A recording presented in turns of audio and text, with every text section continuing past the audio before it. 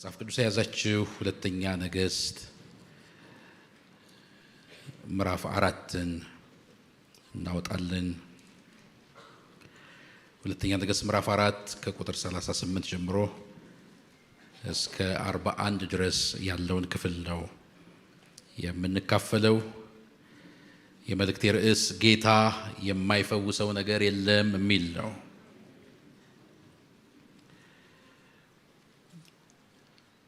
ላምብብ ሁለተኛ ነገሥት ምዕራፍ 4 ከ38 እስከ 41 እንዲህ ይላል። ኤልሳም ዳግመኛ ወደ ጌልጌላ መጣ፣ በምድርም ላይ ራብ ነበረ። የነቢያትም ልጆች በፊቱ ተቀምጠው ነበር። ሎሌውንም ታላቁን ምንቸት ጣድ፣ ለነቢያት ልጆችም ወጥ ሥራ አለው። አንዱም ቅጠላ ቅጠል ያመጣ ዘንድ ወደ ሜዳ ወጣ፣ የምድረ በዳውንም ሐረግ አገኘ። ከዚያም የበረሃ ቅል ሰበሰበ፣ ልብሱንም ሞልቶ ተመለሰ። መትሮም በወጡ ምንቸት ውስጥ ጨምረው፣ ምን እንደሆነ ግን አላወቁም። ሰዎቹም ይበሉ ዘንድ ቀዱ። ወጡንም በቀመሱ ጊዜ የእግዚአብሔር ሰው ሆይ በምንቸቱ ውስጥ ሞት አለ ብለው ጮኹ። ይበሉም ዘንድ አልቻሉም። እርሱም ዱቄት አምጡልኝ አለ። በምንቸቱም ውስጥ ጥሎ ይበሉ ዘንድ ለሕዝቡ ቅዱ አለ። በምንቸቱም ውስጥ ክፉ ነገር አልተገኘም። በምንቸቱም ውስጥ ክፉ ነገር አልተገኘም። አንገቶቻችን ዝቅ አድርገን እንጸልይ። ሃሌሉያ።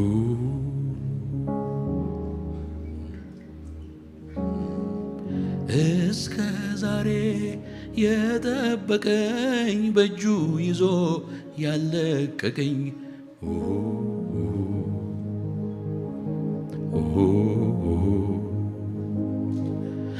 የክርስትናን ቀጭን መንገድ የሕይወትን ውጣ ውረድ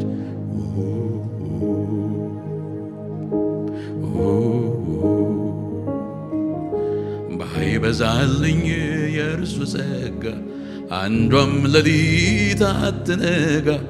ዛሬም ቆምኩኝ በዚህ ቦታ ስሙ ይክበር የኔ ጌታ። ባይበዛልኝ የእርሱ ጸጋ አንዷም ሌሊት አትነጋ። ዛሬም ቆምኩኝ በዚህ ቦታ ስሙ ይክበር የኔ ጌታ። ምስጋና ምስጋና ምስጋና ምሕረቱ ቸርነቱ አላለቀምና ምስጋና አቤት አቤት አቤት ምስጋና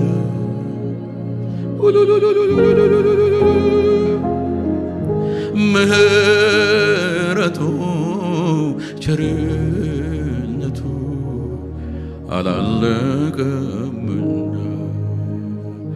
ባይበዛልኝ የእርሱ ጸጋ አንዷም ሌሊት አትነጋ።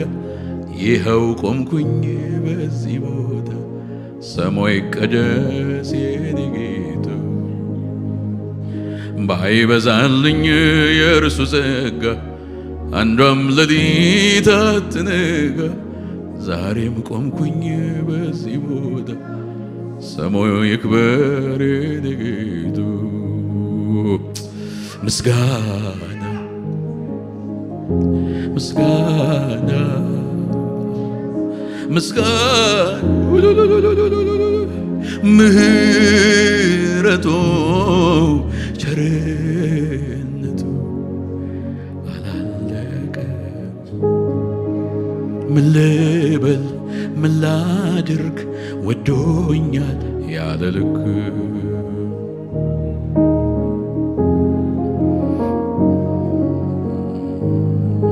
ምን ልበል ምን ላድርግ ወዶኛል ያለ ልክ አባቴ ማነው የወደደኝ ጠጋ ያለ ኢየሱስዬ ከመሞት አውጥቶ ክብር ያሳየኝ ጌታ ነው ጌታ ጌታ ነው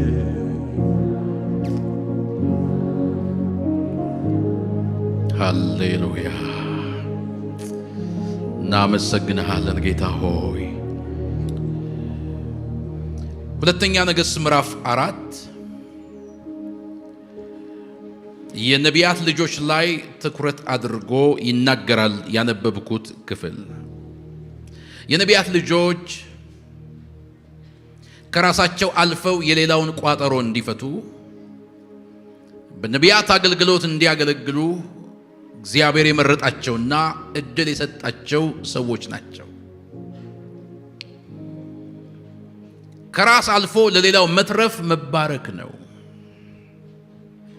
የሌላውን ሸክም መሸከም መታደል ነው። ጌታ ቢያድለን ነው ሸክም ያሸክመን፣ ቢያድለን ነው ጸጋ በእኛ ላይ አስቀምጦ የሌሎችን ቋጠሮ እንድንፈታ ያደረገን። አንዳንድ ጊዜ በቤታችን በተለየ መንገድ የምንወደው ምናምነውን ልጅ ኃላፊነት እናበዛበታለን። መውደዳችንንና ማመናችንን እንጂ የሚገልጠው ልናሰቃየው መቁረጣችንን አይደለም። እግዚአብሔር ብዙ ሥራ ካበዛብን ታድለን። እነዚህ ነቢያት ልጆች እንደዛ ናቸው። በኤልሳ እግር ስር ቁጭ ብለው ይሰለጥናሉ፣ ይታጠቃሉ። ኤልሳ የሚያሰለጥናቸው በንግግር ብቻ አልነበረም። እሱ ወደሚያገለግለው አገልግሎት ሁሉ እየወሰደ ብዙ ነገር እንዲያዩ እድል ይሰጣቸው ነበር። እግዚአብሔር በኤልሳ እጅ የሚያደርገውን ታምራት ያዩ ነበር። ለካስ የነገው የኛ ዕጣ ፈንታ ይሄ ነው ብለው በጣም ይጠባበቁ ነበር። የሆነ ነገር ገብቶን ስንከተለውና ሳይገባን ስንከተለው መሰጠታችን እኩል አይሆንም። በኤልሳ እጅ ስላዩ የሆነ ነገር ገብቷቸዋል። የአገልግሎቱ አቅጣጫ ገብቷቸዋል። ነገ በእነሱ ሕይወት ምን ሊሆን እንዳለ በመሰጠት ኤልሳ መካኖችን ሲያስወልድ እያዩ፣ ኤልሳ ዘይት ሲያፈልቅ እያዩ፣ ኤልሳ የሞተን ሲያስነሳ እያዩ፣ ኤልሳ የጨነገፈውን ሲፈውስ እያዩ ደስ ብሏቸዋል። ትውልድ ላይ ለውጥ የሚያመጣ አገልግሎት ብለው በጣም እየጓጉ ነው ያሉት። ባነበብኩላችሁ ክፍል ላይ ግን በጣም የፈተና ጊዜ ነበር። የፈተና ጊዜ ይሄ ፈተና በሌላ ሰው ሕይወት የመጣ ፈተና ሳይሆን በራሳቸው በነቢያት ልጆች ሕይወት የመጣ ፈተና ነው። ታላቅ ረሃብ ሆነ። ተርብ ያለው ምን ላድርግ ብሎ የሆነ ሰው መጥቶ አይደለም ያማከራቸው። ኤልሳ መካን ቢያስወልድ ሌላ ቤት ያለ ችግር ነው እንጂ ኤልሳ ቤት ያለ ችግር አይደለም፣ ወይም የነቢያት ልጆች ቤት ያለ ችግር አይደለም። የሌላውን ቋጠሮ መፍታት፣ ሌላውን አይዞ ማለት፣ ለሌላው መልእክት ማምጣት ምናልባት ይቀል ይሆናል። እኛ ቤት ላይ ሲመጣ አቅም የምናጣበት ነገር በጣም ብዙ ነው። እኛ አገልጋዮች ለሌላው ትንቢት እንደመናገር ለራሳችን ትንቢት መናገር አይቀለንም። ለሌላው የምናምነውን ያክል ለራሳችን ማመን ግን ይከብደናል። ሌላ ሰው ምንም የተወሳሰበ ነገር ውስጥ ቢገባ ለጌታ የሚሳነው ነገር የለም። ተንበርከክ ልጸልይልህ ማለት ቀላል ነው። ግን እኛን ሲነካ እንዴት አቅም እንደምናጣ እነዚህ የነቢያት ልጆች ተርበዋል። ስለ ቀጣይ አገልግሎታቸው ማሰባቸውን ትተው ስላሉበት ሁኔታ ስለ ራሳቸው ማሰብ ጀምረዋል። እንዴት እንደሚያገለግሉ ሳይሆን እንዴት ካሉበት ሁኔታ እንደሚወጡ ነው የሚያስቡት። በሁሉ ሰው ህይወት ውስጥ እኮ የፈተና ጊዜ አለ። የሚገርመው ነገር ግን እንዳነበብኩላችሁ ኤልሳ ብቅ አለና ለሎሌው ለጊያዝ እንደዚህ አለው፣ ታላቁን ምንቸት ጣድ ለነዚህ ለነቢያት ልጆች ወጥ ስራ ብሎ አዘዘ። አይደለም በእጃቸው ያለውን ነገር ሰርተው እንዲበሉ ማዘዝ ይቅርና የሌለውን ነገር ራሱ ሲያመጣ አይተውታል። ኤልሳን ዘይት ያልነበረበት ቤት ላይ ዘይት ሲያመጣ የጌታን ቃል ተናግሮ አይተዋል። ያለ ነገር ተሰርቶ እንዲሰጣቸው ማድረግማ ቀላል ነው ብለው ተማምነው መጠበቅ ጀመሩ። ተርበዋል፣ ታዞላቸዋል። ከፈተናው መካከል እንደሚወጡ ከረሃብ መካከል እንደሚወጡ እርግጠኛ ሆነዋል። ግያዝም የኤልሳን ትእዛዝ ተቀብሎ በታማኝነት ለነዚህ ለነቢያት ልጆች ወጥ መስራት ጀምሯል።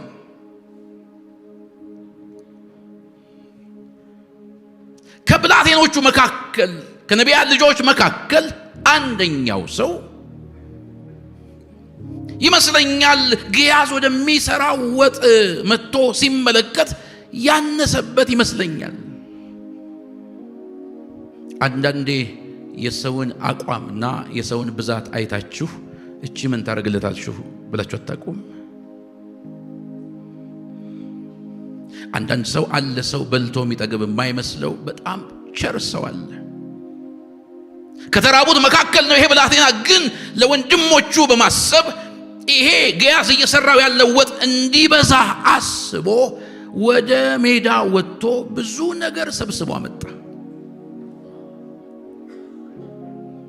ብዙ ሐረጎች፣ ብዙ ቅጠላ ቅጠሎች፣ የበረሃ ቅል የተጻፉት እነሱ ናቸው። ሰብስቦ አመጣ። ለራሱ ጥቅም አይደለም፣ የራሱን መሻት ለመፈጸም አይደለም፣ ግን ወንድሞቹ እንዲጠግቡለት፣ እንደዚህ ተርበው ቆይተው ሳይጠግቡ እንዳያልቅባቸው አስቦ ሌላ ዋጋ ከፍሎ፣ እንደነሱ ተርቦ ሳለ ግን ሌላ ዋጋ ከፍሎ ሌላ ኃይሉን ጨርሶ ብዙ ነገር ሰብስቦ አምጥቶ ወጡ ውስጥ ጨመረው። ይበዛል እያለ ይተርፋል እያለ ጨመረ። መልእክቴ እዚህ ጋር ነው። ግያዝ ወጥ ስራ ተብሎ መስራት ጀመረ። ብላቴናው በራሱ ልብ አስቦ በቅንነት ወጡን የሚያበዛ ነገር ጨመረ። ወጡ ተሰርቶ ካለቀ በኋላ ሲቀምሱት አስደንጋጭ ነገር ሆነ። ታላቅ ጩኸት በመካከላቸው ተፈጠረ። ጮሁ። የጮሁት ደስ ብሏቸው አይደለም። በጣም የተጠማ ሰው ጥቂት ውሃ ሲጎነጭ የሚያሰማው ድምፅ ሁሉ አለ። ርቦት የቆየም አንድ ጉርሻ ሲጎርስ በቃ የሚገልጠው ስሜት አለ። ደስ ብሏቸው አይደለም። እነዚህ ሰዎች ግን የጮሁት አቤት ምን አይነት እጅ የሚያስቆረጥም ምግብ ነው ብለው አይደለም። ይህንን የሰሩ እጆች የተባረኩ ይሁኑ ብለው አይደለም። የጮሁት እንዲህ ብለው ነው፣ የእግዚአብሔር ሰው ሆይ ሞት አለበት። ጠብቀው ታግሰው እጃቸው ላይ ሲገባ ሞት ያለበት ነገር ኤልሳ ይሰራ ብሎ አዞ ተሰርቶ የመጣው ነገር ሞት ያለበት ነገር። የተመረዘ ነገር በልተው ከሚሞቱ በቀደሙ ፈተናቸው በረሃባቸው ቢሞቱ አይሻልም? ምን አይነት ፈተና ውስጥ ነው የወደቁት? ምን አይነት ችግር መካከል ነው የገቡት?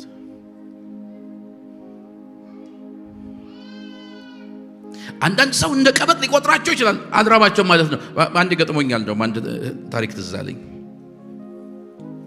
ገና እንደተመረኩኝና ስራ እንደጀመርኩ ስራ የጀመርኩት ሐዋሳ ነው።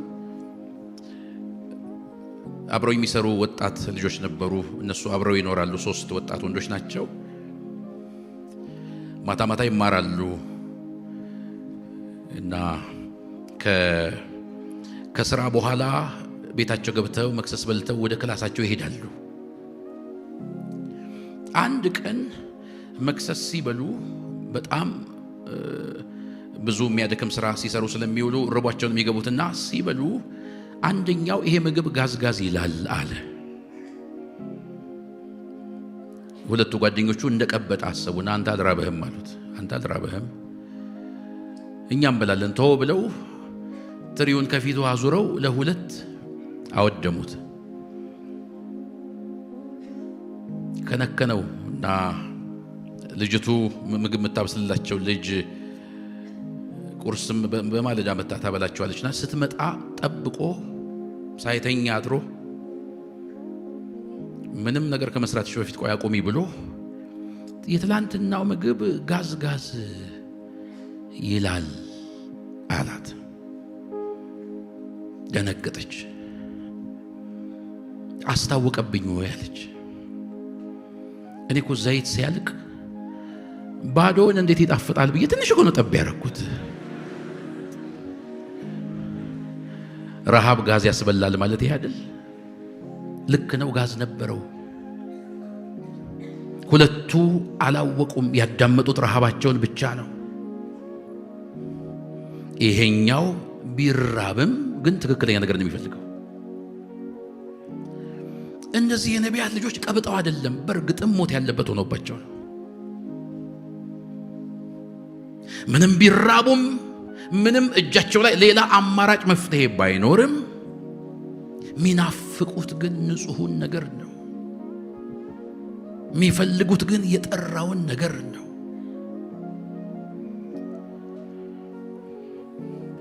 ኤልሳ ያዘዘላቸው ንጹሕ ነገር ነው። ስለምን ሞት ያለበት ነገር እጃቸው ላይ ገባ? ከባድ ስብራት እኮ ነው። በዚህ ገጠመኝ መካከል በጣም ተሰብረዋል ሁሉም። ለምሳሌ ግያዝ በጣም ተሰብሯል። ስራ የተባለውን ነገር በታማኝነት ነው የሰራው። ከተሰጠው ምሪት ውጪ አልወጣም። አድርግ ከተባለው ነገር ፈቀቅ አላለም። በታማኝነት የሰራው ነገር ስለምን መጨረሻው ተበላሸበት?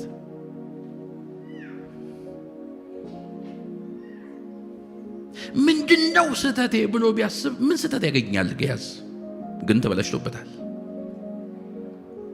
በምን ይብራራል ይሄ? ማን ያቀናዋል? ይሄንን ማን ሊፈውሰው ይችላል? የግያዝን ልብ ታዘዝኩ አደረኩሽ ምን ልሆን ሌላ?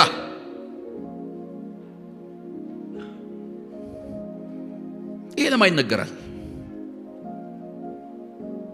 ታውቃላችሁ፣ ሰው የሆነ ነገር ሲገጥማችሁና ጉዳት ላይ ሲያገኛችሁ እስቲ ቆም ብለህ ራስን መርምር ማለት ያበዛል። ራስን የመመርመር ክፉ ባይኖረው ሰው ይገምታል። የሆነ ነገር ከተዘጋጋም መርገምን መስበር ይላል። በትክክል እንደሄደ ያውቀዋል። ከምሪት እንዳልወጣ ያውቀዋል። ግን ለምን ተበላሸበት? የከባድ ስብራት ነው። የከፈለው ዋጋ ከንቱ ሲሆንበት ቅጠል ያመጣውን ብላቴና በከባድ ስብራት ውስጥ ነው ያለው። በቅንነት ነው ያደረገው። ምን አጠፋ? ወንድሞቼን ልጥቀም ብሎ ነው። ፊተኛ መሆን ፈልጎ አይደለም። ለራሱ ቀድሞ ሊበላና ሊጠግብ ብሎ አይደለም። በቅንነት ነው ቅጠላ ቅጠል ሰብስቦ ያመጣው። ዋጋ ከፍሎ እኮ ነው ያመጣው። አገልግሎቴን ልጀምር ብሎ ከሌላው ልሻል ብሎ የወንድሞቼን ሸክም ልሸከም ብሎ በቅንነት ዋጋ መክፈል እንደዚህ ነገር ያበላሻል። በእርግጥ ያለ እግዚአብሔር ምሪት የሚኬድበት ጉዞ አንዳንድ ጊዜ ዋጋ ያስከፍላል። ደግነት ቢሆንም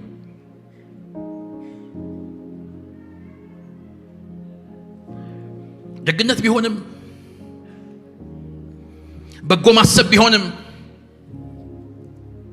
ምሪት የሌለበት ደግነት ጣጣ ሊያመጣ ይችላል በሰው ሕይወት ውስጥ።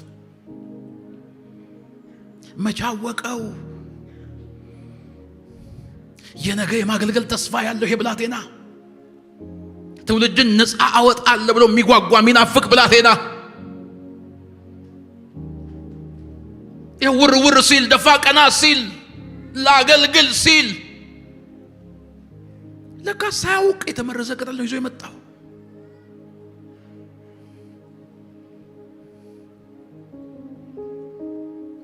የገያዝንም ሥራ ያበላሸው እኮ ብላቴና ነው። ላበላሽ ብሎ አላበላሽም።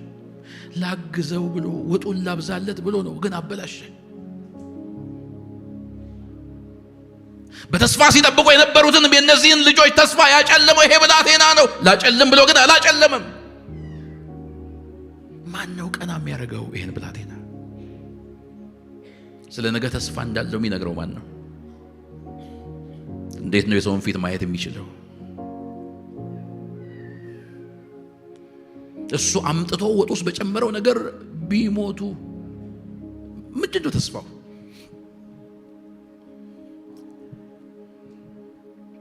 እነዚህም ደግሞ ብላቴኖቹ በጣም ነው የተጎዱት። አቋራጭ መንገድ ሳይፈልጉ በራሳቸው መንገድ ሳይሄዱ ምግብ ይሰራላቸዋል ጠብቁ ተብለው በቦታቸው ሆነው ጠብቀው መጠበቅ ከንቱ ነው ወይ ብለው እስኪጨነቁ ድረስ ነገር ተበላሸ። ማን ማንን ያጽናናል? ማን ማንን ይፈውሳል? ማን ለማን ይጸልያል? ማን ለማን መልእክት ያመጣል? በዚህ ሁኔታ ውስጥ ፈውስ ማድረግ የሚችለው ማን ነው?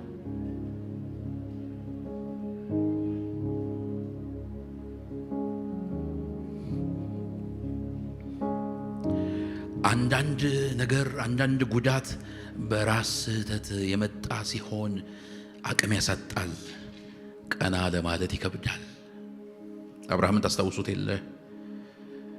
ሚስቱን እህቴ ናት ብሎ እሷንም እህቱ ነኝ በይ ብሏት ራሱ ጋር ሊያቆያት ነበር ያሰበው፣ ግን ተወሰደችበት።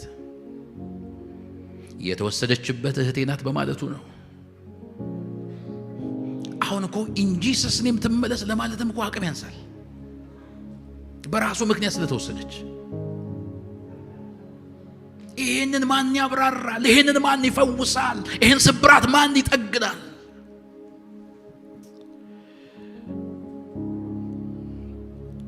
እነዚህ ሰዎች መካከል ማንም ማንንም ማበርታት አይችልም። ወንድሞቼ እናቶቼ፣ ማንም ለማንም መልስ መስጠት አይችልም። እንቆቅልሽ ነው። ምን ሁኔታ ውስጥ ልኖር ይሆን ዛሬ?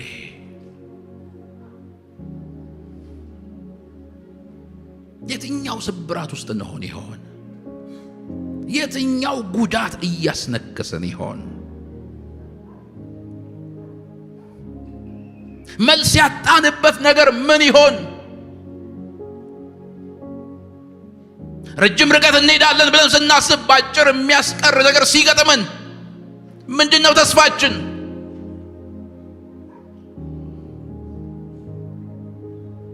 በራሳችን መንገድ የሮጥንባቸው ጉዳዮች ሌላ ዋጋ ሲያስከፍሉን፣ በአበሳ ላይ አበሳ ሲጨመርብን፣ የጀመርናቸው ነገሮች ሲበላሹ ማን ነው ተስፋችን?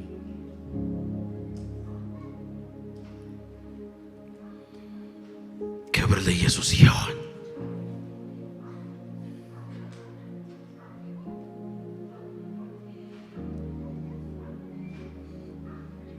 በዚህ መካከል ጩኸታቸውን ሰምቶ ኤልሳ እንደገና መጣ። የእግዚአብሔር ሰው ሆይ ሞት አለበት ብለው መብላት ሲያቅታቸው መጣ።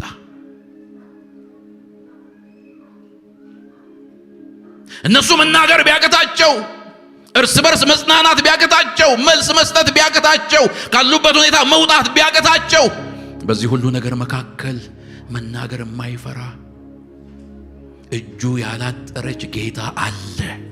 መፍትሄ የማይጠፋበት፣ ማንንም አማክሮ የማይሰራ፣ ከሰለሞን የሚበልጥ እንቆቅልሽን የሚፈታ ጌታ አለ።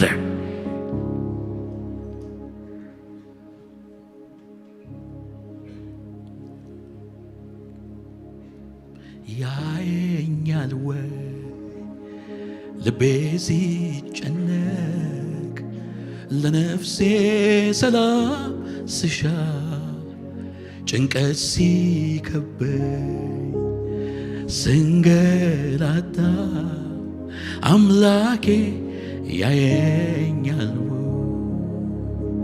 አዎን ያያል ይረዳኛል ሳዝን ልቡ ይነካል በመንገዴ ሁሉ ፈተና ሲገጥመኝ ኢየሱስ ይረዳኛል። እጃችሁን አንሱና አዎን ያያል በሉ።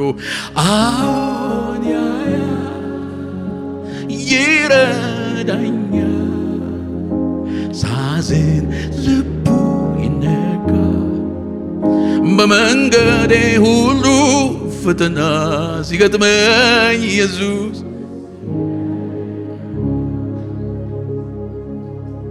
ልቤ ተስፋ ሲያጣ ፈተናው ሲበዛ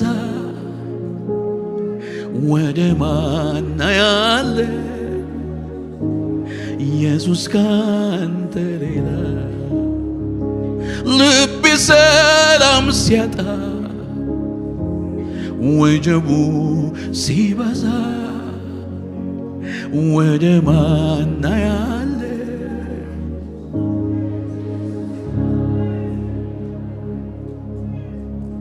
እስቲ መስቀል ስር ሸክሜ ልጣለው ሸክሜ ልጣለው ማረፊያ ኢየሱስ ሰላም ባንተ ነው እረፍቴ ባንተ ነው ሁሉ ያለቀበት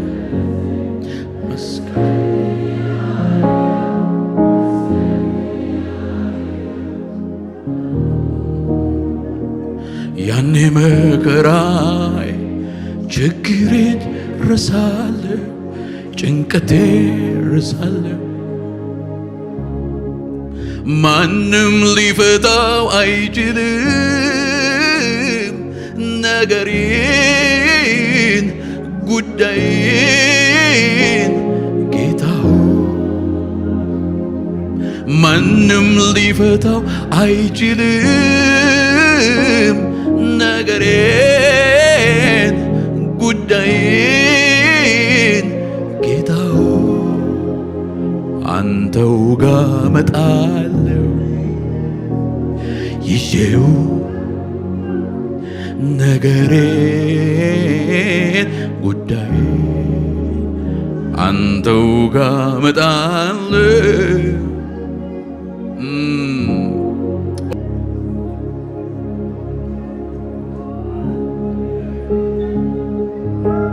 ማን ማንን ጸልይልኝ ይላል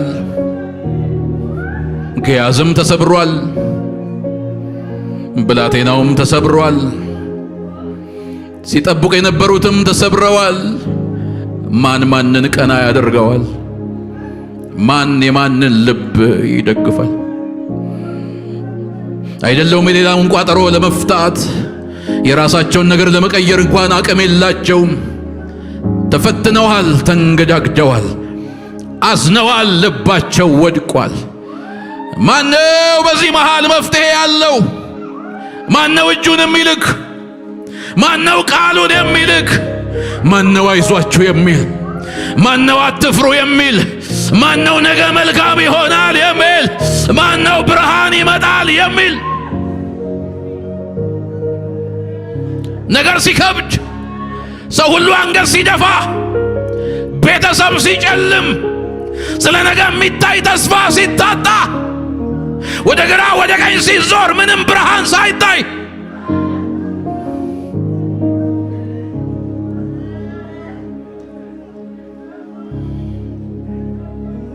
ጊያዝ ጋር ኔትወርክ የለም ብላቴናው ጋር ኔትወርክ የለም ሌሎቹም ጋር ኔትወርክ የለም ኔትወርክ ያለው ወደ ሰማይ ብቻ ነው ክፍት የሆነው ሰማይ ብቻ ነው እነሆኝ የሚል ሰማይ ብቻ ነው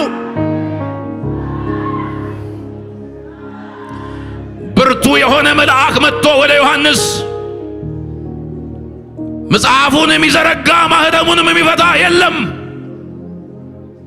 መልአክ ከመልአክም ብርቱ የለም እያለ መጣ። አለ የሚል መጣ፣ አለሁ የሚል መጣ፣ ለመፍታት ምን ያለሁ የሚል መጣ፣ ለመዘርጋት ምን ያለሁ የሚል መጣ። የይሁዳ አንበሳ መጣ። ዛሬ ነግራችኋለሁ፣ የልጅነታችሁ አምላክ እግዚአብሔር ጨለማችሁን አበራዋለሁ ይላል። የታመመ ነገራችሁን ፈውሳለሁ ይላል።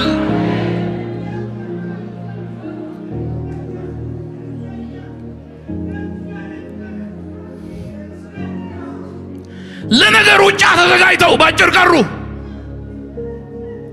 ለማገልገል ተዘጋጅተው ተሰበሩ። ብዙ ህልም ነበራቸው፣ ብዙ ተስፋ ነበራቸው። በኤልሳ ህይወት ብዙ ታምራት አይተዋል። እኛም እንደዚህ ታምራት እናደርጋለን ብለው ጓጉተዋል፣ ግን ተሰበሩ። ጨለመ። አንድ እርምጃ እንኳን ፈቀቅ እንደማይችሉ ሆኖ ኤልሳ መጣና እንደዚህ አለ፣ ዱቄት አምጡልኝ አለ። ምን ሊያደርግ ነው ደግሞ? ዱቄት አምጡልኝ። ሌላ ምግብ ሊሰራ ነው?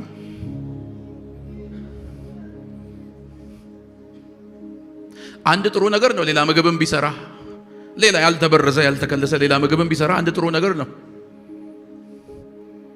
ግን እንደገና ሌላ መጠበቅ፣ እስካሁን ጠብቀው ቆይተው እንደገና ሌላ መጠበቅ፣ ሌላ ነገር እስኪሰራ እንደገና ሊጠብቁ ነው።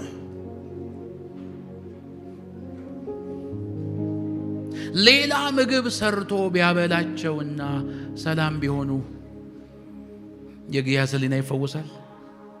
የሰራው ተበላሽቶበት የብላቴናው ሳይምሮ ይፈወሳል? እሱ ነዋ ይሄን ሁሉ ታሪክ ያበላሸው። እሱ ነዋ እነዚህን ሁሉ ሰዎች ሌላ ዋጋ እያስከፈላቸው ያለው። የምንወስዳቸው ኪኒኖች አንዱን ቢያድኑም ሌላውን ይጎዳሉ አይደል? የሰው አንዱን ቢያድን ሌላውን ይጎዳል። የጌታ ብቻ ነው ፍጹም። የጌታ ፈውስ ብቻ ነው ያለ ጠባሳ የሆነ ፈውስ። ሚቅበዘበዙትን አድናለሁ ይላል ጌታ። እስቲ ሁለት እጆቻችሁን ከፍ አድርጉ። ሰው ግን በውድቀቱ ለምን ተስፋውን ይቆርጣል ቶሎ? ለምን ቀናዋል መውረዳሽ ቆልቁሎ? ጌታን ጠብቃለሁ ቢገለኝም ብሎ በእምነት የሚቆይ አይቀርም ጎስቁሎ።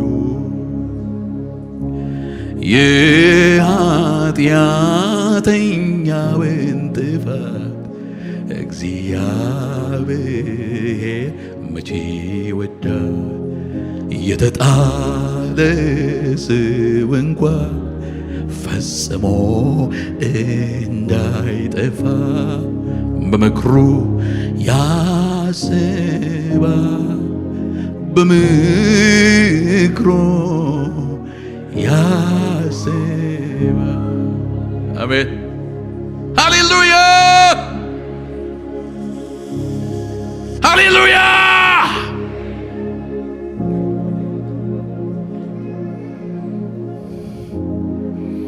ይችልበታል መፈወስ፣ ይችልበታል የተበላሸውን ነገር ማስተካከል። ተሰብረን አንቀርም፣ አዝነን አንቀርም፣ አነክሰን አንቀርም። ወዳጆቼ ሆይ አንገት ደፍተን አንቀርም። ቀና የሚያደርግ መንፈስ መጥቷል በመካከላችን። ወዳጄ ያንተ ቤተሰብ ላይ መብራት በርቷል። እባክህ ይሄ ማለዳ የፈውስ ማለዳ ነው እላችኋለሁ። የፈውስ ማለዳ ነው።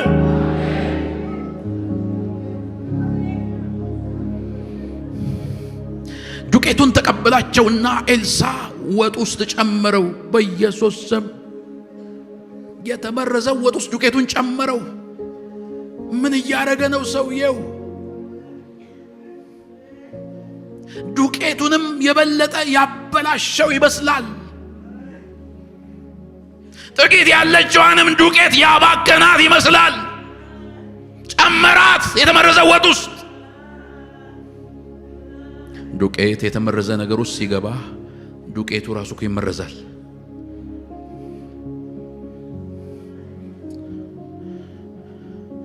ያላቸውን ተስፋ ሁሉ እያሟጠጠባቸው ይመስላል ኤልሳ።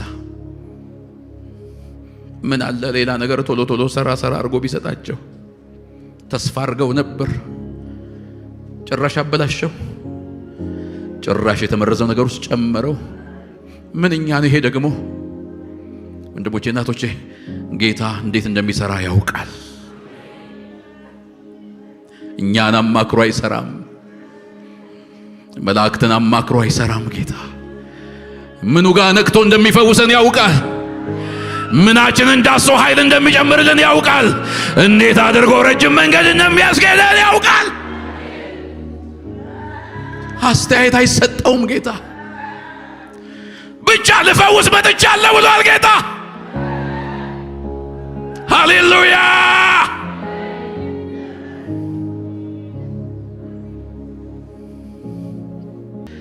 የሚረባኝ የሚያውቅልኝ የሚረባኝ የሚያውቅልኝ ካንተ በላይ ማንም የለኝ። እኔ ለራሴ ደካማ ነኝ። ካንተ በላይ ማንም የለኝ።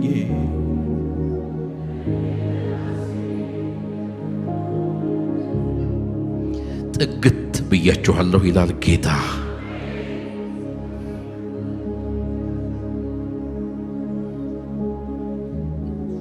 አልገባ ቢለኝ ነገሩ ማዕበል ወጀቡን ፍርጄ ሰው ነኝና ፈርጄ ትምክቴ ልሃለው ዛሬ ኃይሌ አንተነ አቤቱ።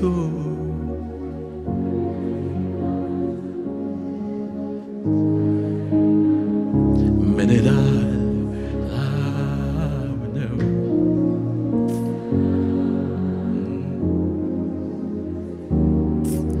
ወዳጄ፣ በነገር ላይ ጌታ መጥቷል።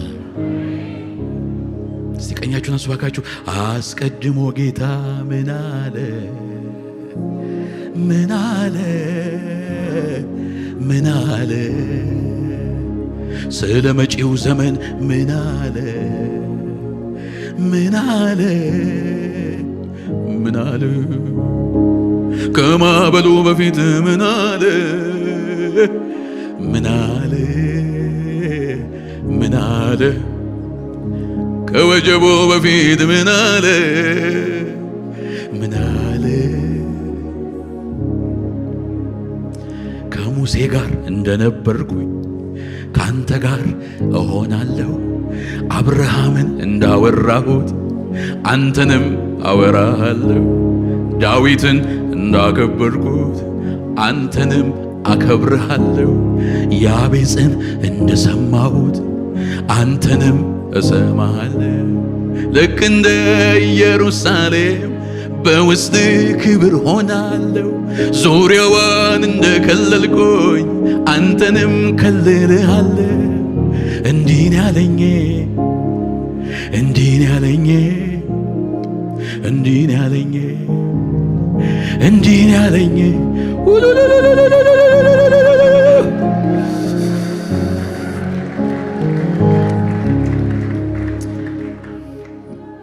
መጽሐፍ እንዲህ ይላል፣ አሁን ቅዱና ስጧቸው አለ። ድጋሚ መሞት የተመረዘ እኮ ነው። ድጋሚ ያዘን። እግሩ የተሰበረ ሰው ብዙ ነገር ከተስተካከለለት በኋላ እስቲ ተራመድ ሲባል ይፈራል። ድጋሚ ሊሰበር ነው የሚለው። ከቆመ የሚሰበር ነው የሚመስለው። ጌታ እኮ ያለ ጠባሳ ይፈውሳል። ጌታ እኮ ሕይወትን ይቀይራል።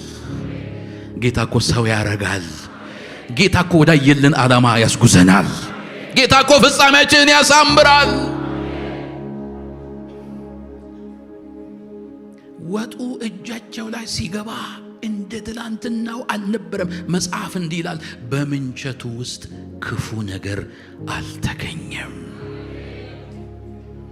ነበር እኮ አዎ፣ ቅድም ነበር፣ አሁን ግን የለም። ወሰደው ጌታ፣ ወሰደው እኮ ጌታ። መርዙን ወሰደው፣ ገዳዩን ወሰደው፣ በሽታውን ወሰደው፣ ሐዘኑን ወሰደው፣ ስብራቱን ወሰደው። ዱቄት ስለሆነ ሳይሆን የእግዚአብሔር እጅ ስላለበት፣ የእግዚአብሔር መንገዱ ስለሆነ። የእግዚአብሔር ዱቄት መርዝን ይውጣል እንጂ በመርዝ አይዋጥም። የጌታ ነገር እናንተ ላይ ይመጣል። ቤታችሁ ይፈወሳል፣ ኑሯችሁ ይፈወሳል፣ ትዳራችሁ ይፈወሳል፣ መንገዳችሁ ይቃናል፣ የተበላባችሁ ዘመን ይመለስላችኋል። ሁሉን አስተካክላለሁ ይላል ጌታ። ምናልባት ዛሬ እዚህ መሃል እንደዚህ ብላቴና ነገር አሳምራለሁ ብላችሁ በራሳችሁ መንገድ የምትሮጡ ትኖሩ ይሆን? ሕይወትን ለማቅናት፣ ሰላም ለማግኘት፣ እረፍት ለማግኘት የተለያየ ነገር እየቀያየራችሁ የምትሞክሩ የምትባዝኑ ሰዎች ኖሩ ይሆን? ሕይወታችሁን ለጌታ ያልሰጣችሁ፣ ትክክለኛውን ማረፊያ ያላገኛችሁ፣